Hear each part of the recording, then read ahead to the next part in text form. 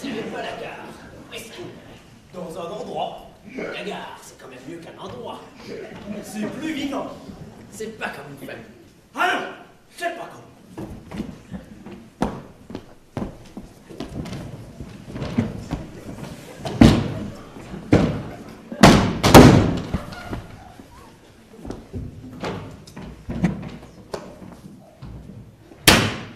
Ah, mais si on n'avait pas la gare, on irait où?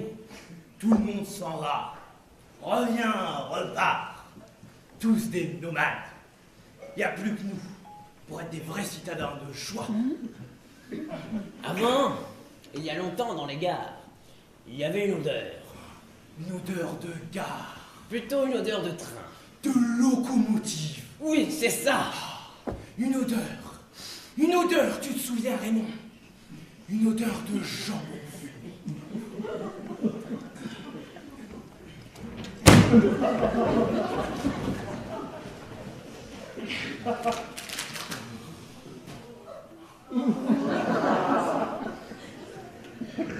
Bah, mais de vieux bonbons fumés. Moi, j'adore les trains. L'avion, je déteste. J'ai peur, j'ai les mains moites, je m'accroche à mon fauteuil. Je ne prends jamais l'avion.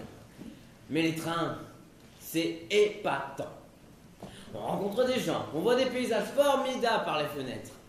J'ai même assisté à la fin des locomotives à vapeur. Vous pouvez pas savoir ce que ça a été.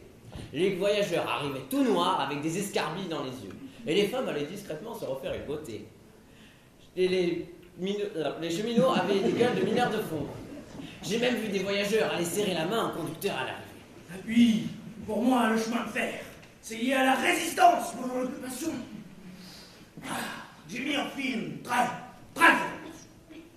des cheminots qui attaquaient un convoi allemand, et puis cet amas de wagons enchevêtrés. C'était magnifique, et puis terrible aussi. C'était vraiment bien. Ah, la résistance.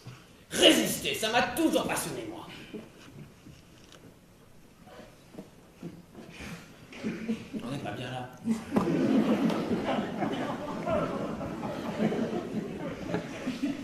Avant, quand elle arrivait en droite en face et qu'elle fumait de tous ses naseaux, et quand on la regardait droit dans les yeux, la locomotive, un vrai taureau.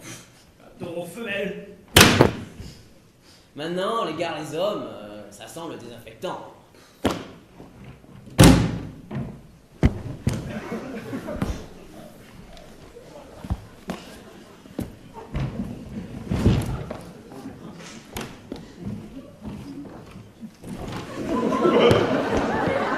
Il n'y a plus que nous pour avoir une vraie odeur d'homme. Une odeur d'humanité.